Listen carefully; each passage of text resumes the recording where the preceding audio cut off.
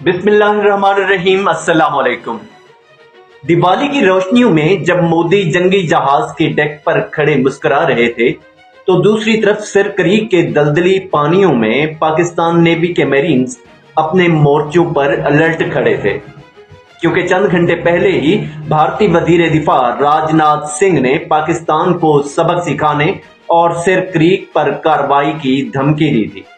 मगर मोदी और राजनाथ शायद ये भूल गए कि पाकिस्तान सिर्फ जमीन पर नहीं, समंदर के नीचे भी जाग रहा है।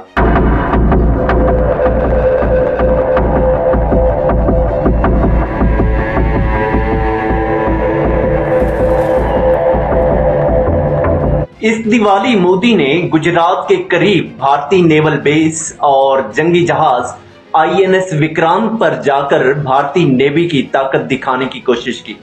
मोदी ने कैमरे के सामने नेवी एहलकारों के साथ पोज दिया और एक बार फिर सैलानी सियासत का खेल खेलने लगे। उनका मकसद वाज़ेह था, इलेक्शन के करीब आकर कौम परस्ती का शोला भड़काना और पाकिस्तान को समुद्री महाज पर ललकारना।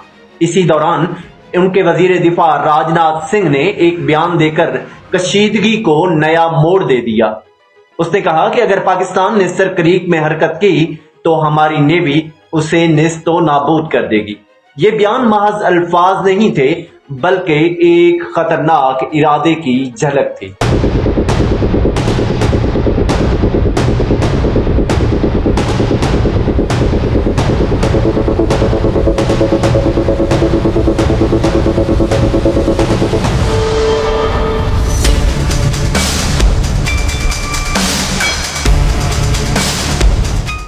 दोस्तों, मोदी के दौरे के फौरन बाद पाकिस्तान नेवी के चीफ ऑफ नेवल स्टाफ ने किसी बड़ी प्रेस कॉन्फ्रेंस या बयान के बगैर एक खामोश मगर फैसला कुन कदम उठाया। उन्होंने सिर क्रीक के फ्रंट पोस्ट का दौरा किया, वही इलाका जहां भारत की नजरें जमी रहती हैं। ये दौरा आम नहीं था, ये एक वाज़े पैगाम था कि पाकिस्तान किसी भी जारहियत के लिए मुकम्मल तौर पर तैयार है। चीफ ऑफ नेवल स्टाफ ने मेरीन्स के साथ वक्त गुजारा, उनके दिफाई मोर्चों का जायजा लिया और उन्हें बताया कि अब उनके पास नया हथियार आ चुका है, जदीद वार ओवरक्राफ्ट।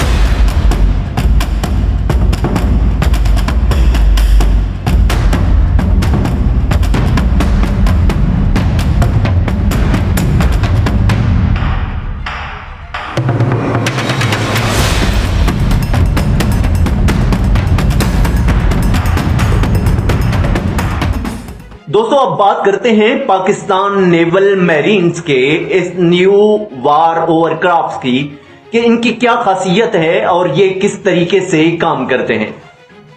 ये न्यू वार ओवरक्राफ्ट पाकिस्तान नेवी की मेरीन फोर्स के लिए एक गेम चेंजर है। ये गाड़ियां न सिर्फ समंदर बल्कि दलदली जमीनों पर भी हरकत कर सकती हैं। जहां आम कश्तियां फंस जाती हैं, ये ओवरक्राफ्ट वहां तैरते नहीं बल्कि उड़ते हैं।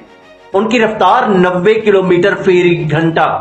रेडार से बचाव के खसूसी सेंसर उनके अंदर लगे हुए हैं और जदीद नेविगेशन सिस्टम उन्हें दुश्मन के रेडार से तकरीबन गायब कर देता है।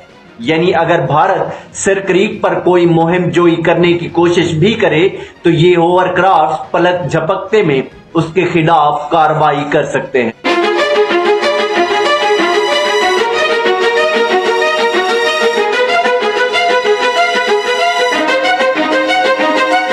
अब बात करते हैं उस बारीक समुद्री लकीर या समुद्री पट्टी यानी सिर क्रीक की, जहां आजकल जंग के बादल मंडला रहे हैं।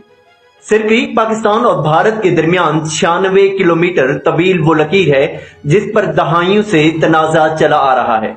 भारत उसे अपनी समुद्री हुदूद का हिस्सा कहता है, जबकि पाकिस्तान के मुताबिक ये बैनुल अक़वामी कानून के मुताबिक उसकी सरहद के अंदर आता है। यही वो जगह है जहां से मुस्तकबिल की कोई भी जंग शुरू हो सकती है और इसीलिए पाकिस्तान नेवी ने यहां अपनी मेरीन फोर्सेस को जदीद तरीन साजो सामान से लैस कर दिया है।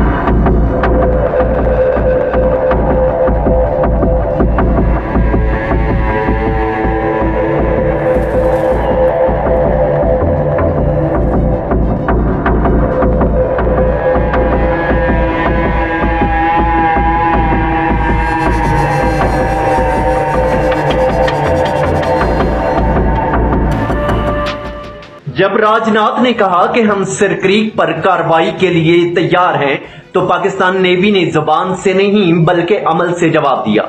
सिर क्रीक के मोर्चों पर मशकें की गईं। नई वार होवरक्राफ्ट ने समंदर और जमीन दोनों पर फर्जी दुश्मन के ठिकानों पर हमला किया। ये मशकें भारतीय नेवी के लिए एक खुला पैगाम थी कि अगर तुम आगे बढ़े तो ये दलदल तुम्हारे जहाज निगल लेगी।